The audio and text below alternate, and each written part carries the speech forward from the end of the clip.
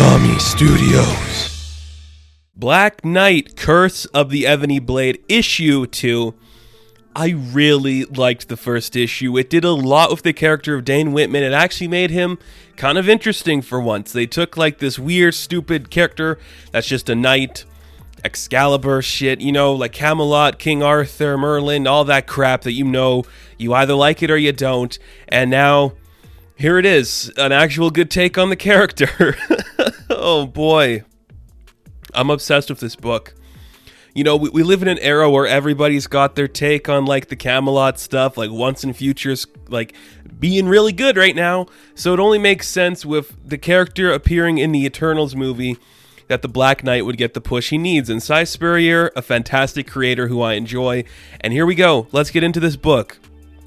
So we see like this flashback happening a couple weeks back, like 1, 2, 3 weeks back, and all these like historians at different universities and schools, like very important ones, they're being killed off. We don't really know what's happening to them or who's killing them.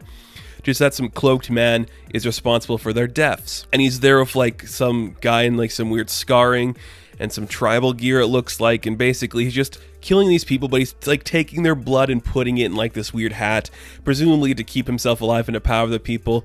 She's like, okay, that's interesting. What's gonna happen next?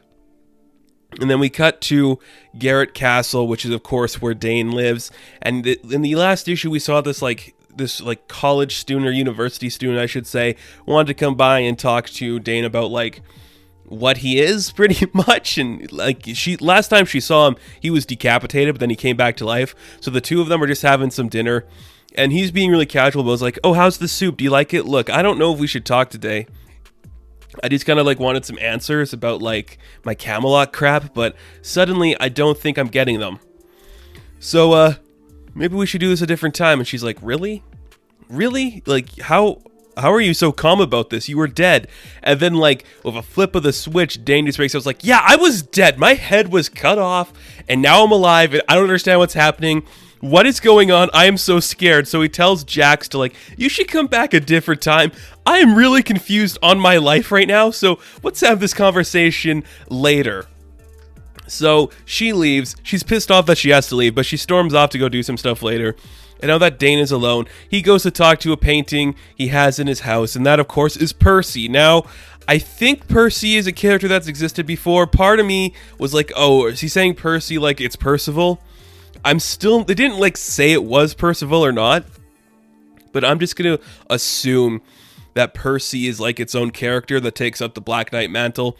So basically, Percy is like this ghost that lives in a painting. He comes out to talk to people, and we're going to get a history lesson on the Ebony Blade. But before that, we see that the professor of Jax, like her like professor at whatever school she goes to, was killed, and this mysterious person in like some sick ass biker gear is like figuring out what happened to them, and they're holding like this weird stone over their chest, and part of me is like, I know that stone from somewhere. I wonder what that's gonna be.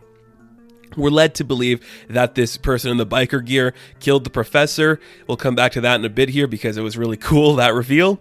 I didn't see it coming. I liked it. So Jax walks into the professor's office. She sees him dead, and when she touches his hand, she gets another flashback to basically how things started and the story of the Ebony Blade. So we see her seeing what's happening, and we also get the story from Percy as he's talking to Dane. So this is pretty much the story of the Ebony Blade. Basically, we learned that King Arthur took rule. He made Camelot. The magic people said Camelot will exist forever, so we lived there for such a long time, and only the best warriors of the galaxy, everybody who is so cool in the universe, would try to come to Camelot to be a part of like the round table, to exist there, because Camelot was the best. In doing so, you know, King Arthur's like, I need some people that might be able to stop things from happening because there's some bad stuff that is going on there. And if some people come to like take down our utopia, maybe we should be able to stop them. So Merlin gives this guy Percy this thing called the Star Stone. And he's like, I need you to forge a couple weapons for me. One of them's a sword that can break anything. One of them's a shield that can stand any blow. One of them is a chalice that when you drink from it, you'll be the smartest person in the world. The other one is a staff that, you know, is just like, it gives you like infinite wisdom.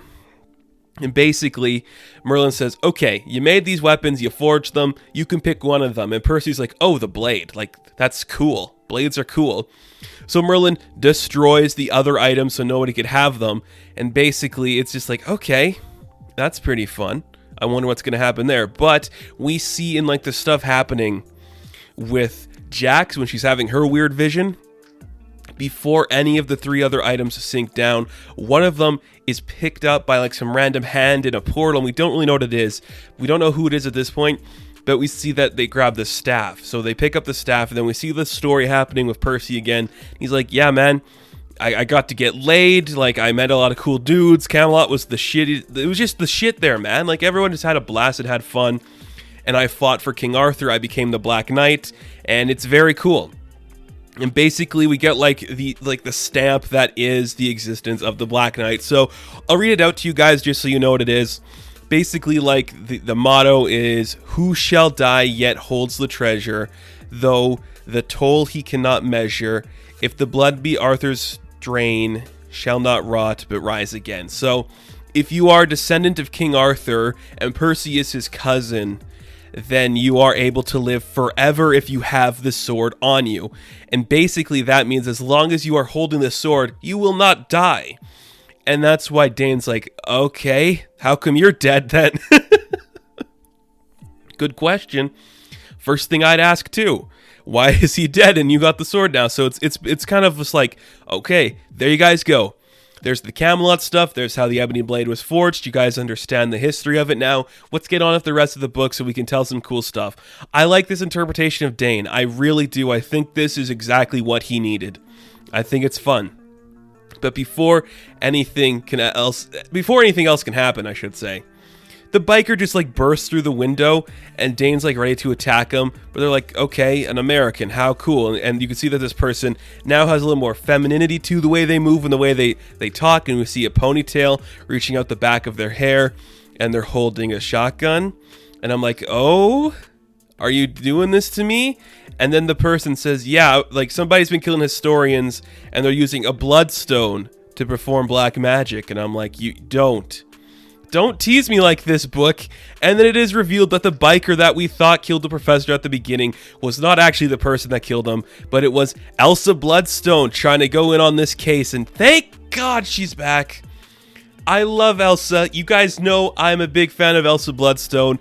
If I were to ever write any Marvel series for Disney Plus, I've said I would love to tackle an Elsa Bloodstone story. I love this character. And please just let her lead her own series. Like, come on, she's worthy. Get her in a TV show and then she will. That's all I'm going to say. So basically, they kind of get into a little tiff. They start fighting. And basically, you know, Dane gets really angry. And when he gets angry, he turns into the Black Knight. And she's like, okay, this is weird. But then Jax comes through the window. She's like, yo, I kind of know who's doing this. I mean, I think I got an idea of what's really going on here. If you two would stop, like, measuring your weapons for a second and actually talk to me. So Jax is like, I saw some weird vision. I think I'm connected to this in some way. I don't really know. But we do have an idea of who took the staff and what that must have been like. So basically, Percy confirms the theory, and basically everybody now is like, okay, who else would it be to steal the ancient weapons but the evilest person in the world who took the staff and morphed it into a dagger by, of course, the villain of this whole thing is Mordred. And now Mordred's like a classic character from that entire Arthurian lore, so clearly we're bringing that back into prominence, which is very cool to see. And the book ends with that reveal, and I'm like, that's a great way to end it. I'm curious to see how this is going to go now. Like, I really am. I love the idea of introducing Elsa Bloodstone, a character who's kind of in that world where she's like over in Europe doing her Europe thing, and she's like connected to like the stones. We got the Bloodstone, we got the Starstone. I like that a lot. This book continues to impress me, and I think it's a very strong outing for this team, for these people. A great way to bring Si Spurrier into the Marvel Comics universe. He's doing Way of X, which I'm like, that looks good too, man. You're knocking it out of the park with this, and I love every second of this book. The art is fantastic. The characters are great. Anything that can make the Black Knight cool, in my opinion, is something that should be applauded, because that character is so silly, but you're making it something cool, and I adore that. Fantastic. So, Black Knight, Curse of the Ebony Blade, issue number 2, I am going to give a 9 out of 10. Now, thank you guys for watching this review. Be sure to like and subscribe to the channel. As always, you can check me out on Instagram, Patreon, Twitter, all that good stuff. And I will catch you in the next one. Have fun. Stay safe. Good luck.